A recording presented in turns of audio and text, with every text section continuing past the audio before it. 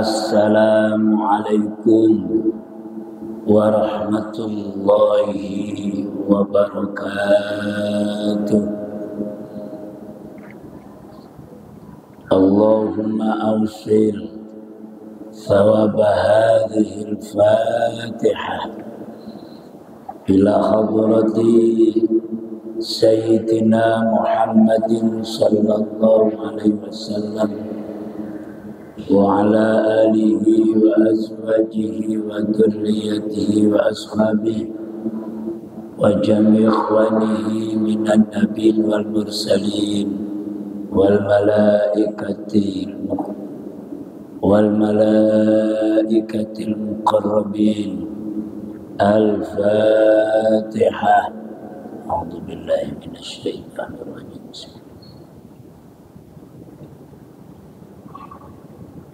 Iyyaka na'budu wa iyyaka nasta'in. Tsumma ila jami'il Qur'an wa lil hadits wa lil fiqh wa lil tasawuf wa ila hadrati sultanul awliya Syekh Abdul Qadir Al-Jilani wa jami' awliya'illahi ta'ala fi masyarikil ardi ila magharibiha wal ulama wasyuhada wassalihin. Al-Fatihah.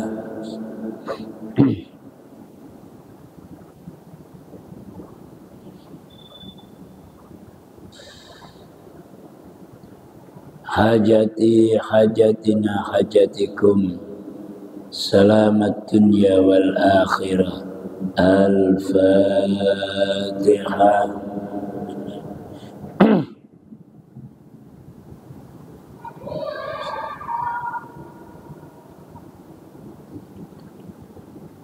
أعوذ بالله السميع العليم من الشيطان الرجيم.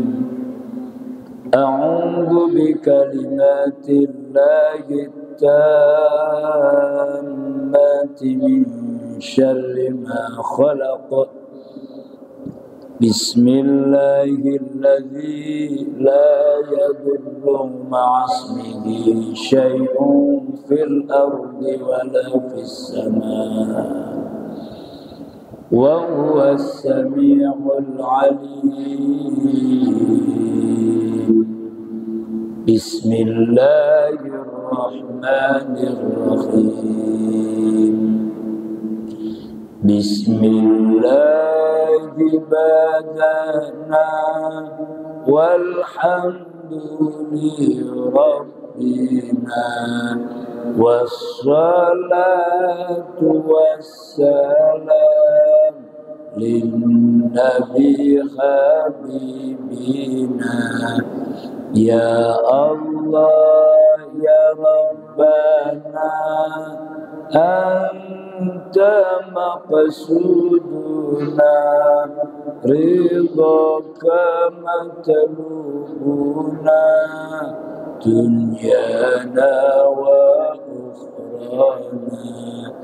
يا الله يا رحمن يا رحيم يا ملك يا قدوس يا سلام يا مؤمن يا مهيمن يا عزيز يا جبار يا متكبر يا خالق يا بارئ يا مصور يا غفار يا قهار يا وهاب يا رزاق يا فتاح يا عليم يا قابض يا باسط يا خفيض يا رفيع يا معيز يا مذل يا سميع يا بصير يا حكم يا عدل يا لطيف يا خبير يا حليم يا عظيم يا غفور يا شكور يا عليم يا كبير يا حفيظ يا مقيت يا حسيب يا جليل يا كريم يا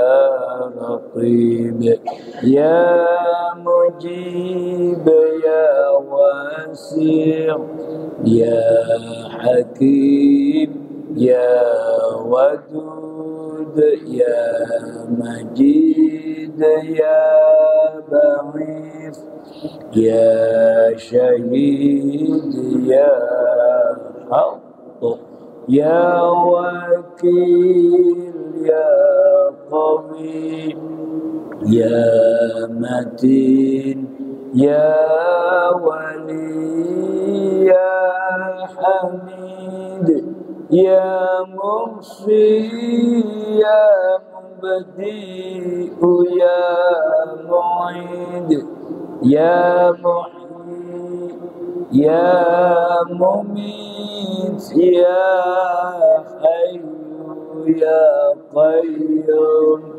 يا واجد يا مجيد يا واحد يا أحد يا صمد يا قادر يا مقتدر يا مقدم يا مؤخر يا أول يا أخير يا ظهير يا بطين يا ولي يا متعالي يا بر يا تواب يا منتقم يا عفو يا رؤوف يا ملك الملك يا ذا الجلال والإكرام يا مقسط يا جميل يا غني يا مغني يا منيع يا ضار يا نفيع يا نور يا هدي يا بديع يا بقي يا ورث يا رشيد يا صبور عز جل ذكره يا الله يا الله يا الله بأسمائك الحسنى اغفر لنا ذنوبنا ولوالدينا وذرياتنا كفر عنا سيئاتنا واستر على عيوبنا واجبر على نقصاننا وارفع درجاتنا وزدنا علما نافعا ورزقا واسعا حلالا طيبا وعملا صالحا ونور ويسر أمورنا وصحح أجسادنا دائما حياتنا إلى الخير قربنا عن الشر باعدنا والقرب رجاؤنا أخيرا نلنا المنى بلغ مقاصدنا وقضي حوائجنا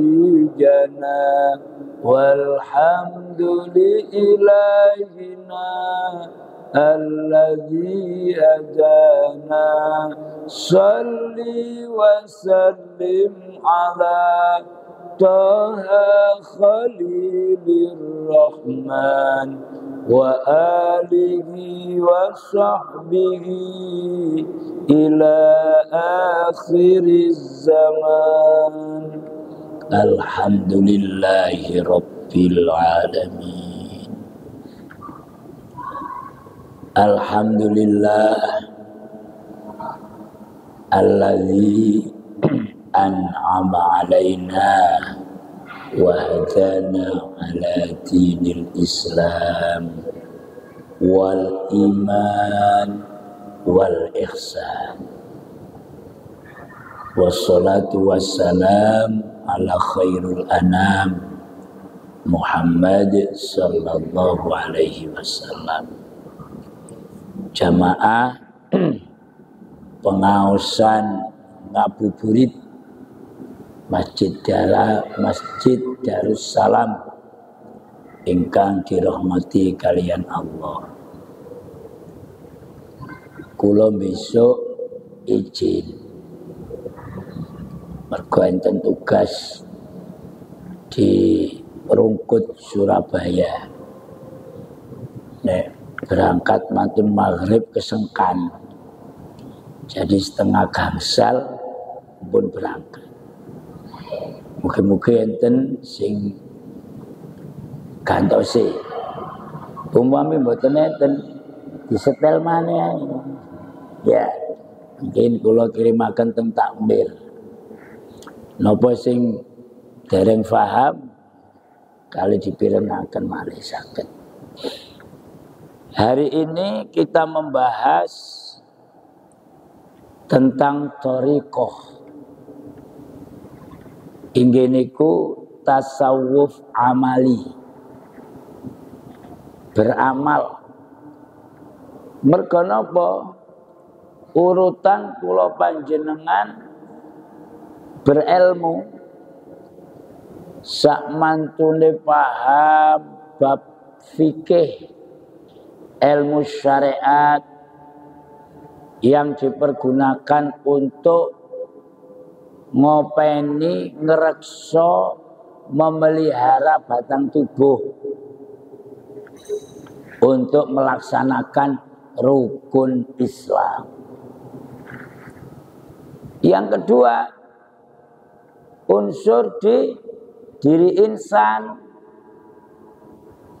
tidak hanya batang tubuh. Batang tubuh bisa beraktivitas, berperan karena ada hati. Hati inilah yang memegang peran. Kalau hatinya jelek, sekujur tubuhnya ikut jelek. Hatinya bagus, seluruh anggota batang tubuhnya akan melaksanakan kebagusan pula. Dalam hadis Nabi dikatakan segumpal darah. Apa itu? Al-qalb, yaitu hati. Memelihara hati dengan ilmu thariqah. Baru yang kemarin banyak kita bahas karena kita membahas bab puasa terlebih dahulu, as-shaumuli, menuju kepada Allah, yaitu melalui ruh. Unsur yang ketiga, memelihara ruh dengan ilmu hakikat. Kemudian diri insan yang keempat adalah rahasia sir dengan ilmu ma'rifat. Termasuk sulitnya kita dalam menggapai merasakan hakikat, melihat dengan nyata apa yang telah kita bahas kemarin. Lah memang hatinya masih penuh kotoran, hatinya belum bersih, dan secara ketertiban arkanuddin, rukun dalam beragama yang jumlahnya 3, Islam, iman, ihsan,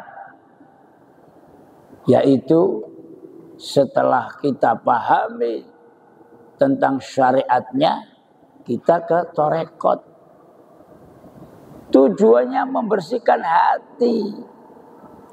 Mana bisa liqo dengan Allah dengan mudah, sementara hatinya banyak kotoran. Qalbun mukminin baitullah. Hati orang mukmin itu rumah Allah. Ia tidak bisa masuk. Karena apa? Rumahnya sudah penuh. Yang masuk berada di dalamnya membuat yang pemilik utama tidak kerasan. Ibarat sebuah kandang. Kandangnya kambing. Kambingnya tidak mau masuk. Wong kandangnya sudah dimasuki penuh banyak yang namanya satu galak. Nopo satu galak nih? Serigala, asu sing galak. Kambingnya tidak mau masuk, sehingga kita tidak bisa merasakan ibadah dengan khusyuk, berliqo dengan Allah, karena hatinya belum bersih. Maka kiat-kiatnya kita harus membersihkan ini dulu. Anjing-anjing yang galak dikeluarkan dari kandangnya agar kambingnya bisa masuk. Penghuni yang utama agar berada di dalamnya. Rasa keakuan diri dihilangkan agar aku yang sebenarnya aku hinggap di sana.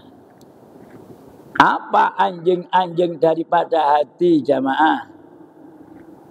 Apa kotoran-kotoran yang membelenggu di hati? Adalah aktivitas perbuatan-perbuatan kita sebelumnya.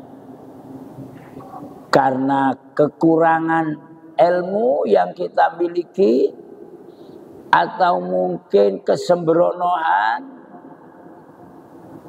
sehingga kita mudah melakukan hal-hal yang berdosa.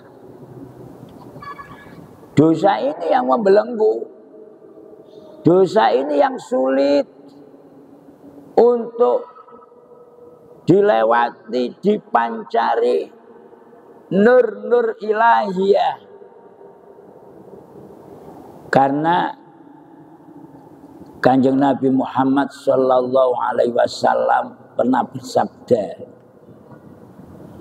innal abda idza akhta'a khati'atan nukitat fi qalbihi nuktatun sauda'u fa idza huwa naza'a wastaghfara wa taba suqila qalbuhu wa in ada zida fiha hatta ta'luwa qalbah wa huwa ar-ran alladzi dzakarallahu kalla bal rana ala qulubihim ma kanu yaksibun.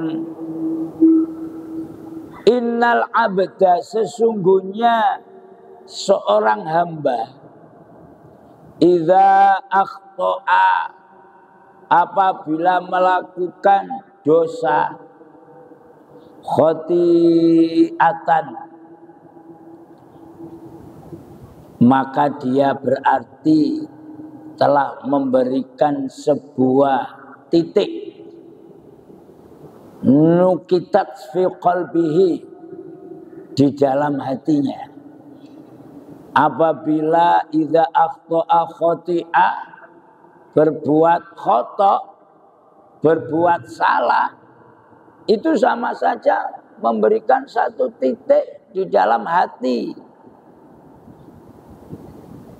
Titik itu dinamakan nuktatun sauda'u, titik yang hitam. Fa idza huwa naza'a wastaghfara, ketika ia mau meninggalkan khata tadi, perbuatan salah, dosa, dan minta ampun, wataba, bertobat, tidak mengulangi lagi perbuatan dosa yang sama yang telah dilakukan, suqila qalbuhu, maka hatinya akan kembali dibersihkan. Wa in ada zida fiha, jika dia mengulangi lagi perbuatan yang khotok, perbuatan dosa itu tadi, berarti zid, menambah, fiha, dalam hati. Biasanya kalau melakukan salah itu nyandoni, melakukan maksiat itu nagihi. Ibarat orang kena narkoba, kecanduan, ingin mengulang, akhirnya titik-titiknya bertambah terus, hatta ta'luwa qalbah, sehingga titik itu menutupi semua hati. Kalau sudah menutupi semua hati, namanya berubah.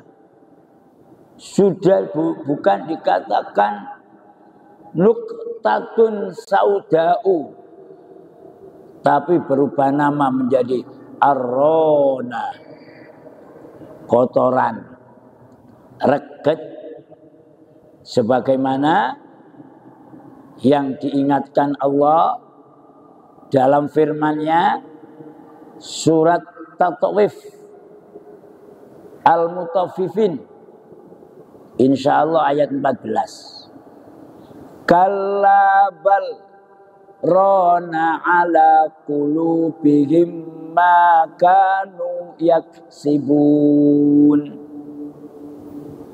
Tidak, melainkan ada kotoran di hati mereka atas apa yang pernah mereka perbuat sendiri. Ini yang sulit, membuat kita ibadah khusyuk, mudah berliqa, bermusyahadah dengan Allah. Makanya harus didahulukan membersihkan yang namanya hati. Alladzina amanu idza laqitum fi'atan fasbutu Wadhkurullaha katsira la'allakum tuflihun. Hai orang-orang yang beriman, apabila kamu memerangi musuh,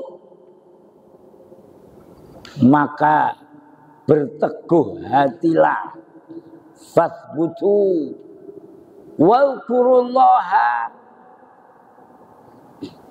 dan sebut nama Allah katsira, sebanyak-banyaknya, la'allakum tuflihun, supaya kamu beruntung mendapatkan rahmat Allah, karunia Allah, bukan keadilan Allah subhanahu wa ta'ala.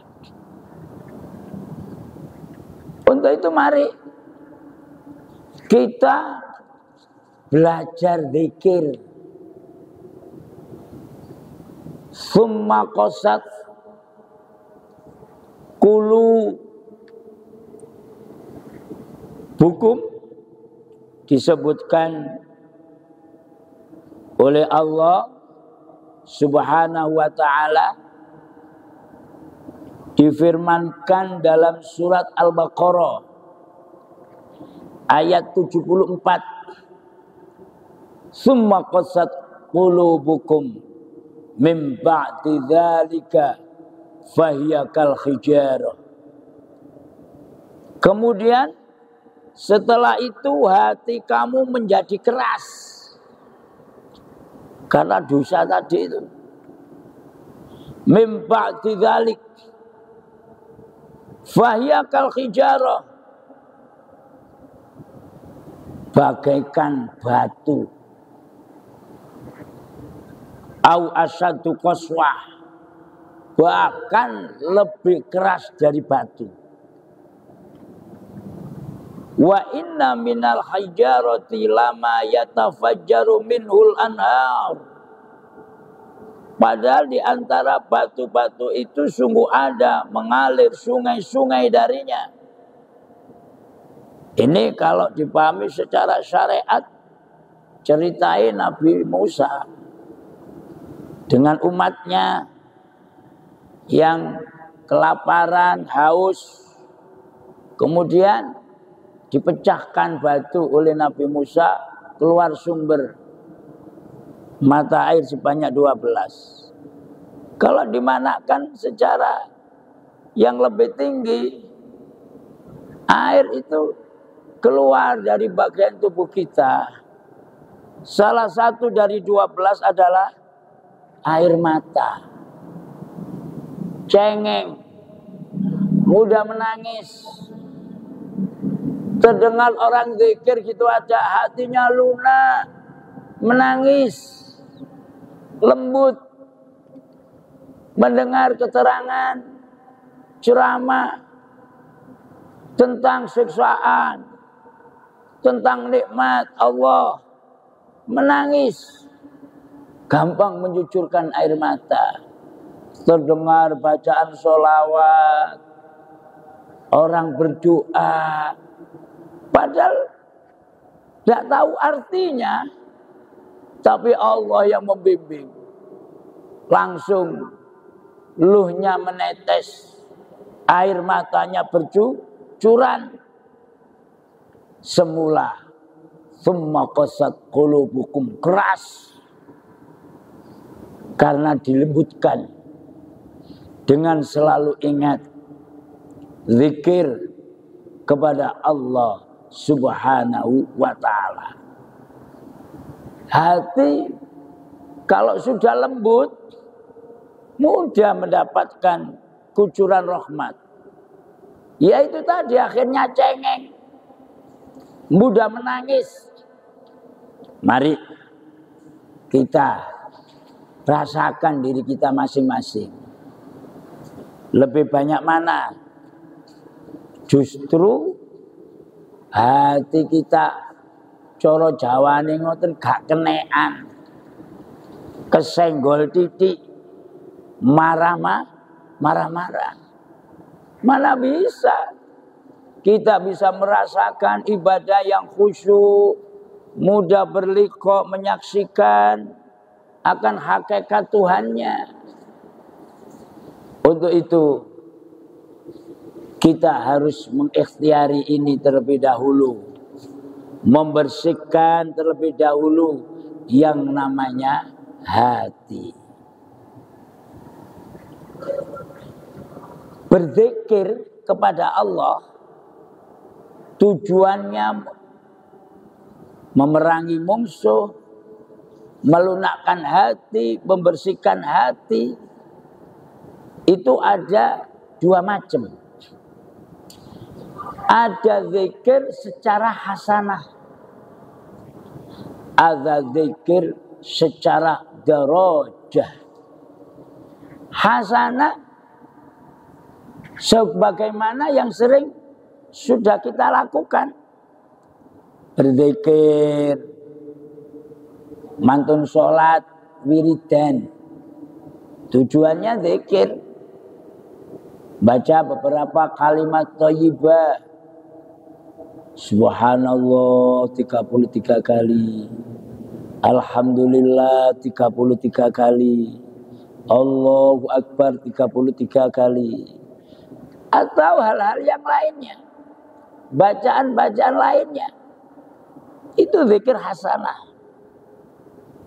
Bahkan zikir itu tidak hanya berupa ucapan. Perbuatan pun zikir. Contohnya sholat. Justru sholat itu adalah semua keempat macam zikir ada dalam sholat. Ada zikir hati, zikir ucapan, zikir perbuatan. Baca Quran, zikir. Sedekah, zikir. Menolong orang, zikir. Tapi zikir-zikir seperti ini lama untuk menggapai tujuan yang kita maksudkan. Ada zikir yang darajah. Butuh sebuah metode. Metode itu istilah Arabnya thariqah. Bertorekot. Bertalqin zikir. Nanti dibimbing untuk memecahkan hati yang keras. Tidak cukup dengan landai-landai saja. Subhanallah, subhanallah, subhanallah. Wakilah itu harus dilakukan dengan bidor bin syadidin wa bisautil quwwah. Dipukulkan yang keras, yang kuat, dengan suara yang keras, agar batunya mudah pecah, sehingga mengalir airnya. Perlu kita bimbingan jamaah. Belajar zikir secara darajah. Mencari teman, mencari guru, mencari mursyid. Dan tidak mudah mencari teman guru karena apa? Tidak ada yang ngaku. Yang bicara ini sendiri pun kesulitan juga mencari. Ada dilakukan juga, masih belum juga, perlu mencari yang sungguh-sungguh karena sulitnya mencari sosok yang bisa membimbing akan hal ini. Kapan kalau kita tidak mau berusaha?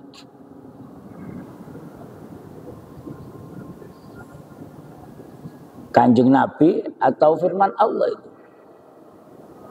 Kanjeng Nabi, afdhalu dzikri utamanya zikir, fa'lam, maka cari taulah, cari ilmu. Kenapa? Setelah fa'lam, la ilaha illallah. Yang kita ketahui, saudara-saudara kita yang sudah menemukan guru, entah guru yang sebenarnya atau tidak, karena begitu sulitnya menemukan hal ini, ya dicoba aja yang ada itu. Nanti Allah dengan kesungguhan kita melakukan, mengamalkan ismu zat, menyebut, makanya tasawuf amali, diamalkan, dipraktekkan nama Allah, zatnya, bidor bin syadid, dipukulkan yang kuat. Kita pernah mendengar itu, la ilaha illallah, dengan suara. Loh, memang petunjuknya seperti itu. Tidak dengan landai-landai. La ilaha illallah, la ilaha illallah. Kalau kita tidak berguru, karena ada metode sendiri, namanya dinamakan thoriqah. Ini aja teman-teman asatidz wal ustadzat yang Ramadan ini mondok jadi guru TPQ, jadi guru Al-Quran, diajari thoriqah, metode, cara, sistem, bagaimana mengajar yang cepat, santrinya paham, terampil membaca atau mengeja huruf Al-Quran. Saya katakan mengeja dulu, karena kalau membaca Al-Quran itu tidak cukup lesan. Ayyashtarika fihil lisanu wal aqlu wal qalb. Itu belajar khusus itu. Berthoriqah, mencari tahu sistem, metode, cara menyelenggarakan KBM yang baik. Sehingga banyak kita saksikan anak-anak kita masih kecil-kecil sudah pandai bertadarus Al-Quran dibandingkan kita masa dulu. Lama sekali. Banyak itu thoriqah, sistem-sistem dalam memperkenalkan cara membaca Al-Quran yang cepat. Sementara kita zikir perlu agar cepat untuk bisa merasakan, menikmati dalam melaksanakan ibadah apapun bentuknya, untuk berliqa', bermusyahadah dengan Allah Subhanahu wa ta'ala. Perlu kita untuk mencari akan hal ini karena kemanfaatannya yang begitu besar. Kemudian kita latih tiap hari. Minimal ba'da sholat fardu. Karena apa? Penerapan dalam zikir mengingat kepada Allah tidak mengenal waktu dan masa. 24 jam itu harus diusahakan untuk mengingat selalu kepada Allah. 1 detik pun tidak diperkenankan. Makanya mulai tahapan belajar. minta talqin akan zikir, kemudian dilatih. Kalau sudah terbiasa dipakai dalam kehidupan, di samping nanti pelan-pelan belajar memaknai bagaimana menerapkan dalam kehidupan. Satu hari satu malam, masanya 24 jam, tidak ada satu detik pun hatinya ingkar, hatinya lupa kepada Allah Subhanahu wa ta'ala. Sebab kalau saat hati itu lupa, maka yang masuk adalah setan. Kalau sudah setan yang masuk, akan mampu mengaruhi, hatinya akan mengontak seluruh anggota badannya, melakukan hal-hal yang tidak dikehendaki oleh Allah. Apalagi unsur insan itu memang menjadi kodrat dan memang diisi sama Allah dua hal. Fa'alhamaha fujuraha wa taqwaha. Diilhamkan oleh Allah, mau suka melakukan hal-hal yang fujur, jelek, apa yang menuju wa taqwaha. Kalau kita tidak membantunya, akan mudah melakukan yang fujur, sehingga kehidupannya hanya diisi nafsu, nafsu yang amarah, yang kelak keadilan Allah yang didapatkan, bukan nafsu yang lawamah yang menghasilkan mutmainnah. Awal kita membahas ruh. Ruh itu kalau tidak kita bimbing, karena menjadi buta setelah dimasukkan ke dalam jasmani, menjadi lupa kepada Tuhannya yang pernah dulu berikrar qalu bala syahidna di alam ruh. Begitu dimasukkan ke dalam jasmani, tertutupi oleh jasmaninya, menjadi buta. Akhirnya ruh ini hanya merasa sebagai tugas untuk menghidupi jasmani. Namanya basyariyah. Sehingga yang dipikir ya keperluan hal-hal yang diperuntukkan untuk hidup. Cari makan.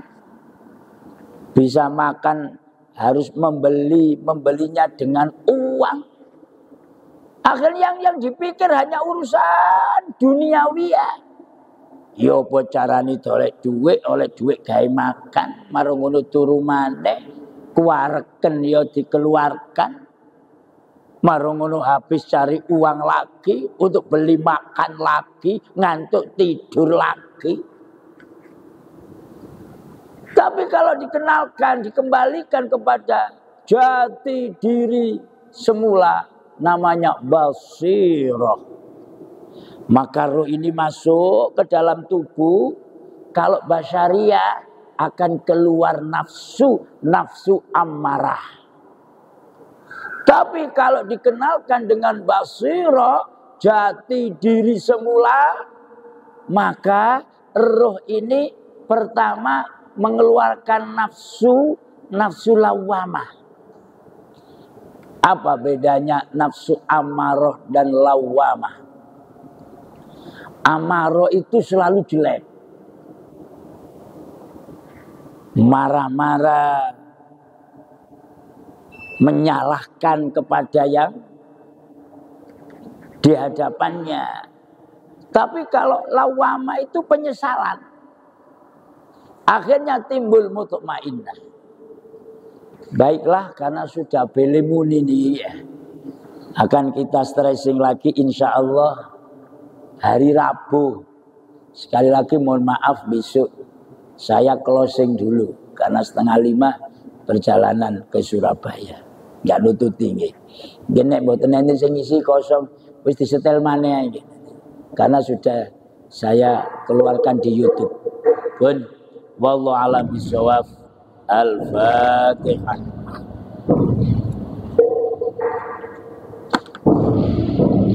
Bismillahirrahmanirrahim. Allahumma inni astaudi'uka ma 'allamtanihi fartudhu ilayya inda hajati ilaihi wa la tunsinihi ya rabbal alamin. Assalamualaikum warahmatullahi wabarakatuh.